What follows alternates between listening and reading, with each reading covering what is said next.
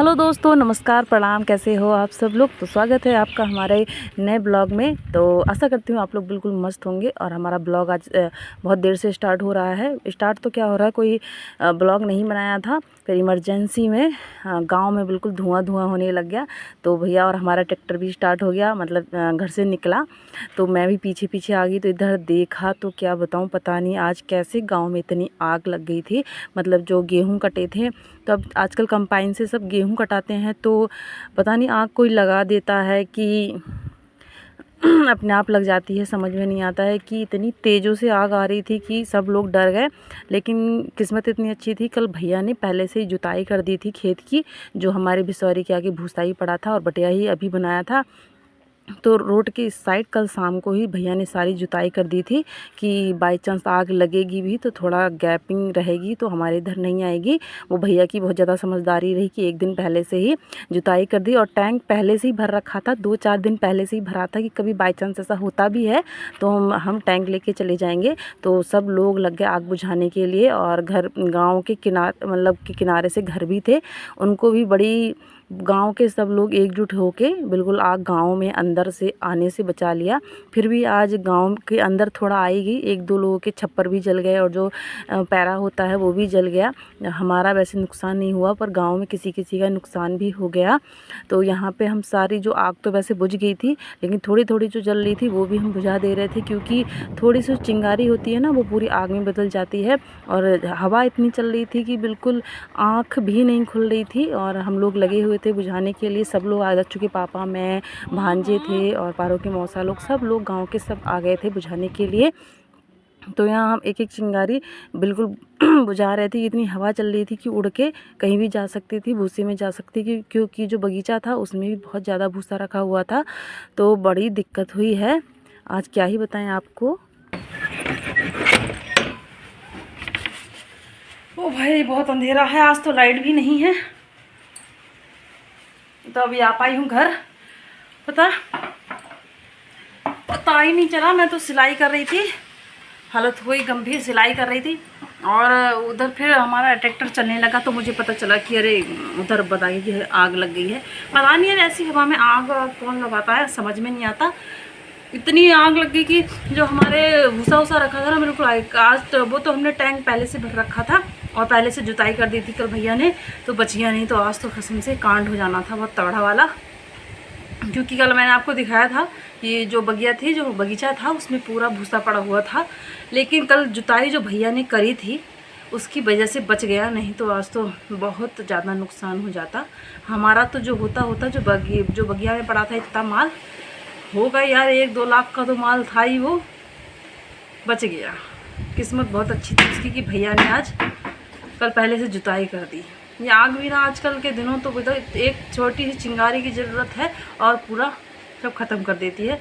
तो अभी आ गए हैं घर, और लाइट कुछ नहीं, और हवा ऐसी चल रही है कि क्या ही बताऊँ, पर बहुत तेज़ों से हवा चल रही है कि समथिंग आधे से 1 घंटा लगा होगा पूरी नदी से आग इधर रोड तक आने में। और बहुत ज़्यादा जगह है गए, फिर भी चलो बल भगवान का लाख लाख शुक्र है, सब कुछ बच गया। तो आज बना रहे हैं हम फर्स्ट टाइम अंडा मैगी। तो ये है हमारी अंडे की भुजिया, जो हमने कहते ये जैसे भुजिया नॉर्मल बनाते हैं वैसे इसको बना लिया है ये। और ये मैगी है हमारी, जिसको हमने निकाल लिया है और इसको मैंने तोड़ लिया है। और ये बहुत अच्छे से पक गए हैं हमारे अंडे। इसमें डाल देते हैं अपनी मैगी। देखिए मैगी मिला लिए, ये मैगी इसमें डाल दिया है और इसमें डाल देंगे पानी। ये हमारा मैगी मसाला, वो भी इसमें डाल देते हैं। मैगी के रंग रूप में मत जाना, दिखने में थोड़ा ऐसी दिख रही है, पर जब बन जाएगी ना तो बहुत अच्छी लगती है। मैंने कभी नहीं खाया था, जब भैया ने मुझे फर्स्ट टाइम खिलाया। क्या है, दच्चू भी यहाँ खड़ी है मैगी के इंतज़ार में। तो भैया ने फर्स्ट टाइम बना के खिलाया था, तो मैंने कहा यार कैसी लगती होगी अंडे वाली मैगी, और खाया ना तो बहुत अच्छी लगी थी। और हो गई है शाम और हम आ गए हैं छत में। दच्चू यहाँ कर रही है पढ़ाई, तो दच्चू को थोड़ा और खाना हमारा बन गया है। आज बनाई अरबी की सब्जी और चावल। और आज की एक ख़ास बात बताने के लिए मैंने कहा आपसे शेयर करूं। आज ना मतलब बहुत 6 सालों में ना अभी मुझे मौका मिला है कि इस टाइम शाम के इस टाइम ठंडी सी हवा चल रही हो और सुहावना सा मौसम हो और मैं छत के ऊपर हूँ। 6 सालों में अब ऐसा हो रहा है, नहीं तो ये खाना पकाने का टाइम होता है शाम का, तो कभी ऐसा नसीब ही नहीं हुआ। चाहे जितना अच्छा मौसम हो, जितना सुहावना मौसम हो, हमेशा खाना हम तो किचन में बैठे होते थे आग के पास में। लेकिन आज इतनी अच्छी हवाएं चल रही हैं ना, तो बहुत अच्छे मतलब मैं दक्षु के पापा से बोल रही हूँ, आज पहली बार ऐसा हो रहा है 6 सालों में कि मैं खाना ना बना के यहाँ पे छत में बैठी हुई हूँ ठंडी हवाओं में। पहली बार ऐसा हो रहा है, सुकून मिल रहा है भाई बहुत ही ज़्यादा। तो यहाँ पे आ गए छत में, बहुत अच्छी हवाएं चल रही, बिल्कुल बहुत ही अच्छी। और खाना बन गया है और खाना तो थोड़ी देर से ही खाएंगे, मैंने बना दिया। और शायद दक्षु के पापा की है आज छुट्टी, तो आज वो नहीं जाएंगे, तो ये और अच्छी बात है, नहीं तो अकेले रहना पड़ता है रात में, तो अकेले थोड़ा अच्छा भी नहीं लगता है। तो यहाँ पर दक्षु को थोड़ा पढ़ाई करा देते हैं, टेबल याद करा देते हैं और फिर नीचे चलते हैं। तो अभी रात के बज गए हैं 7, 7:30 और दक्षु आई है फ्रूटी पीने के लिए। तो हमारे गांव में फ्रूटी नहीं मिलती है, तो हम दूसरे इधर आए हैं, मतलब दूसरी पट्टी में आए हैं फ्रूटी पीने के लिए। और बिल्कुल अंधेरा है। अब दक्षु जिद कर रही थी कि हमें फ्रूटी पीनी है, तो हम आ गए हैं। दक्षु कैसा लग रहा है फिर? हैं?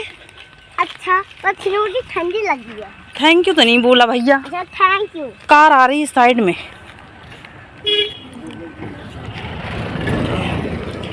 तो दक्षु को फ्रूटी पिलाने के लिए लाए हैं हम। और हमारा गांव ना बहुत बड़ा है, मतलब बहुत बड़ा तो क्या, छोटा ही वैसे तो, लेकिन 2 दुकानें हैं, वहाँ फ्रूटी नहीं मिलती हैं, तो हम दूसरे एरिया में आए हैं फ्रूटी पीने के लिए ना। दक्षु फ्रूटी पीने में इतनी बिजी है, ये बोल भी नहीं रही भाई।